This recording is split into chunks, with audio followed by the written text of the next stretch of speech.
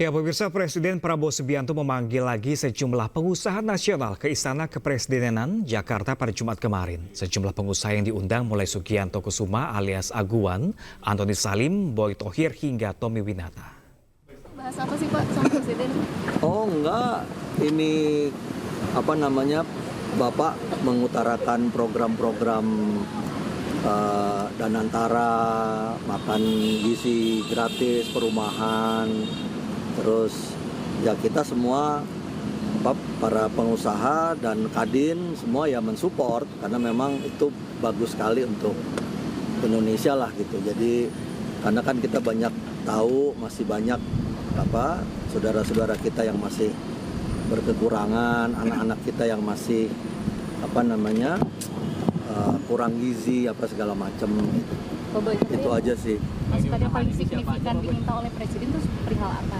Ya kita diminta semua pihak, baik itu pengusaha, baik itu masyarakat menengah, baik itu individu, baik semualah kita bergotong royong bersama-sama membangun negara ini gitu. Karena memang kalau bukan kita siapa lagi kan gitu. Jadi berarti ini pertemuan pengusaha juga dengan internasional ya? Kenapa? Kayak kemarin bertemu Presiden, hari ini diundang lagi gitu. Kita salah satu yang diundang. Banyak kok, ada yang lain dari Kadin, Pak Arsyad, Pak Anin, Pak Khairul Tanjung, semua. Banyak, rame-rame semua. Iya. Ini pembahasannya spesifiknya soal apa Pak? Kalau boleh tahu Pak? Katanya diskusi ekonomi katanya sih. Ya. Ada tamu negara lain juga katanya Pak. Saya malah nggak tahu. Komitmen investasi juga kan Pak? Ya. Saya belum ditanya Pak. Terima kasih. Bahas apa Pak Aguan? Hah? Pertemuan, Undangan? iya undangan apa Pak? Apa itu Pak? Belum tahu. Oke. Ada tamu negara juga Pak? Iya. Ini spesifiknya ke program prioritas pemerintah juga Pak Aguan. Betul. Ada salah satunya soal PSN atau Bukan. MBG Banyak. atau Banyak. MBG salah satunya. Di Banyak Danantara. dibahas. Tapi dua itu termasuk investasi Pak. Oke, thank you.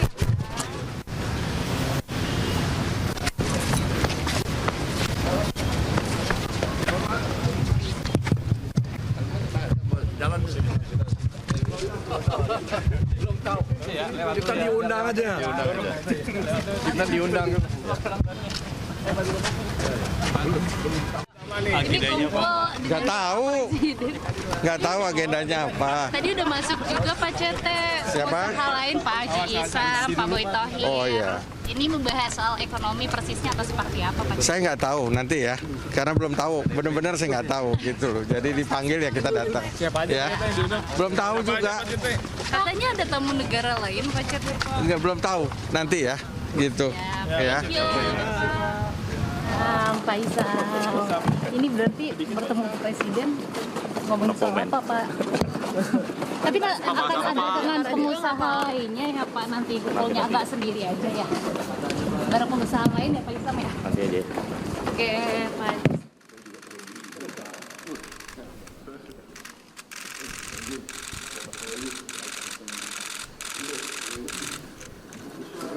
Ya, pemirsa, di Istana Kepresidenan, Presiden bersama Menteri dan para pengusaha menggelar pertemuan dengan investor global Ray Dalio guna membahas strategi pengelolaan aset nasional serta peningkatan investasi Indonesia. Presiden juga memaparkan seputar Badan Pengelolaan Investasi dan Danantara yang baru saja diresmikan Februari kemarin, serta membahas penciptaan lapangan kerja di Indonesia. Sehari sebelumnya, Presiden Prabowo juga mengundang 8 pengusaha nasional ke istana membahas sejumlah program pemerintah, salah satunya Danantara. Untuk membangun, ciptakan lapangan pekerjaan. Ada kesepakatan nggak Pak? Tadi di dalam lebih bahas apa? Penciptaan lapangan pekerjaan. Itu yang jadi fokus utama ya. Iya, penciptaan lapangan pekerjaan. Bapak tadi bilangnya ada jubir juga sih.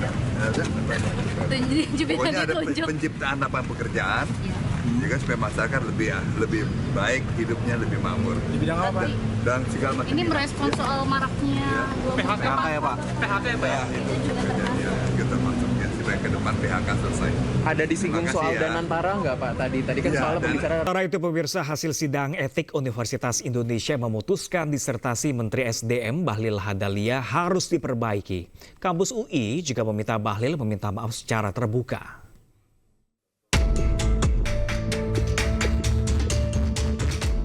Empat organ Universitas Indonesia telah mengambil keputusan dari sidang etik disertasi gelar doktor Menteri ESDM Bahlil Lahadalia yang bermasalah.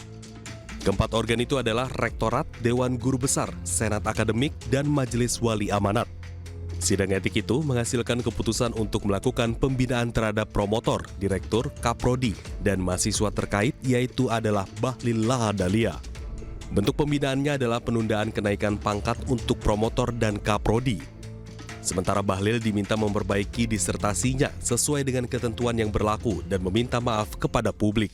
Pembinaan ini dilakukan mulai dari penundaan kenaikan pangkat untuk jangka waktu tertentu, permintaan permohonan maaf kepada sivitas akademisi, dan juga peningkatan kualitas disertasi serta publikasi ilmiah.